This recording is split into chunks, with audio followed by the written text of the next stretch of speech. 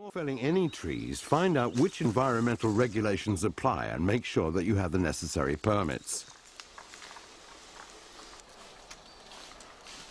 When you've decided to fell a tree, you should think about what you can do to prevent accidents. Take note of everything that can affect safety. Are there any roads, overhead lines, or buildings nearby? If so, and you're a beginner, you should leave the job to someone with more experience. If you know that people often pass through the area, you should set up warning signs.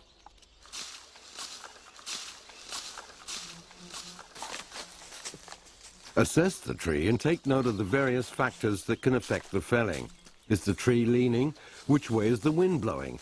Considering the surroundings and ease of subsequent work, which direction should it be felled in?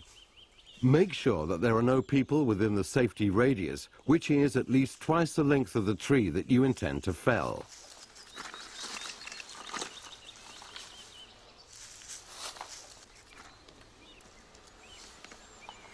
Stand by the tree and decide exactly which direction you want it to fall in. Choose a feature from the surroundings as a guide. Clear obstructive undergrowth from around the tree. Remove branches and other obstacles on the ground. On both sides of the tree, you should be able to walk unobstructed at an angle away from the falling tree and remain there at a safe distance. The general idea of directional felling is that you first saw a directional notch, which determines which direction the tree will fall. The directional notch can be made in a variety of ways. The one we're showing here is called the open directional notch.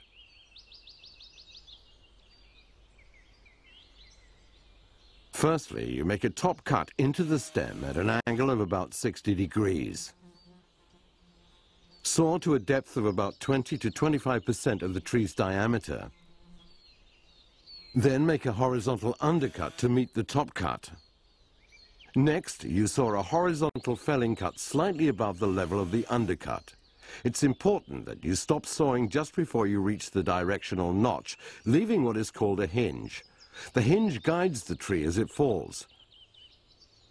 The hinge should be 10% of the tree's diameter, or at least 2 centimeters wide.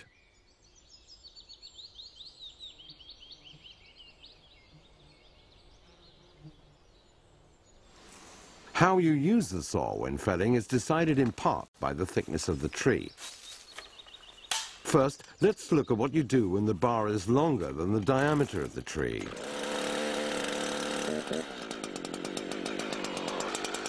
Stand with your legs apart and lean against the tree trunk with your shoulder. To avoid an unnecessarily high stump, make the directional notch low. Hold the saw at the correct angle and sight towards the physical feature in the surroundings that you selected. It should coincide with the felling sights on the top of the saw.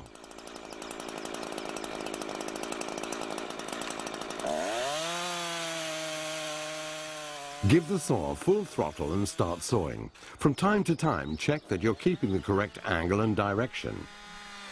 Stay in the same position and make the undercut. Make sure that you meet the top cut exactly. Now it's time for the felling cut. Use either a pushing or a pulling chain. Saw until you have enough room to push in a breaking bar. Make sure you don't touch the breaking bar with the chain when you continue sawing. Leave a hinge that is as even in thickness as possible. Remove the saw and work the bar until the tree starts to fall. The breaking bar is a felling tool for smaller trees. It prevents the tree from falling in the wrong direction and from pinching the blade while sawing.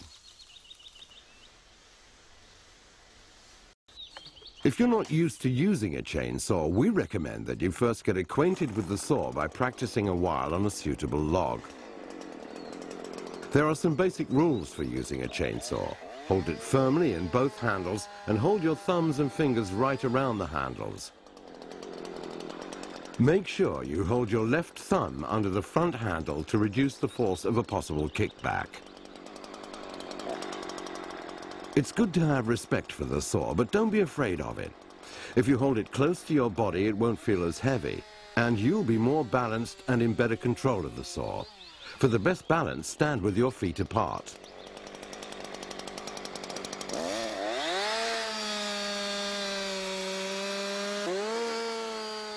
You can saw with both the upper and the lower edge of the bar.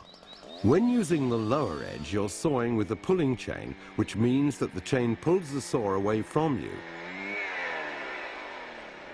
Using the upper edge of the chain, you're sawing with the pushing chain, and the chain pushes the saw towards you. Protect your back by not working in a bent-over position. Bend your knees instead if you're working at a low level. When moving, make sure the chain is not rotating by activating the chain brake or turning off the engine. For longer distances, of course, use the bar guard. Now let's look at what you do with a larger tree. Just like before, you create a good working environment. You might need to remove some of the branches from the bottom of the trunk.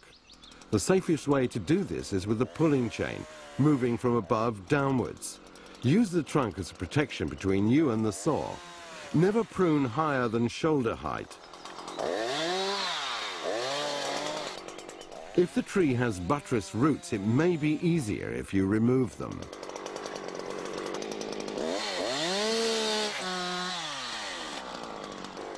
Here, the bar is shorter than the diameter of the trunk, so a slightly more complicated felling technique is required.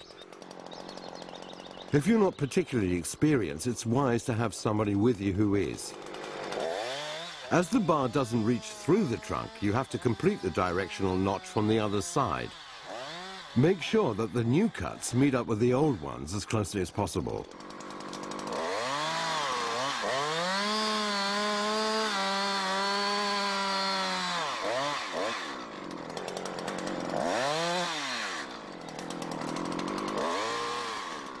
What you're going to do now is called a plunge cut.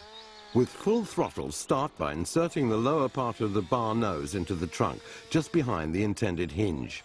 Be careful not to touch the tree with the upper part of the bar nose. When the tip of the saw has moved into the trunk a little bit, turn the saw carefully until it is parallel with the directional notch. Press the bar into the tree.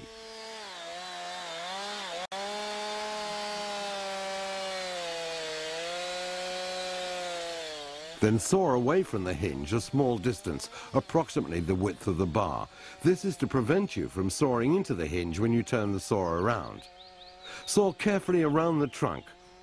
When you've passed the middle, insert a felling wedge, which is the best tool for felling large trees. Keep sawing until the bar is parallel with the directional notch on the other side.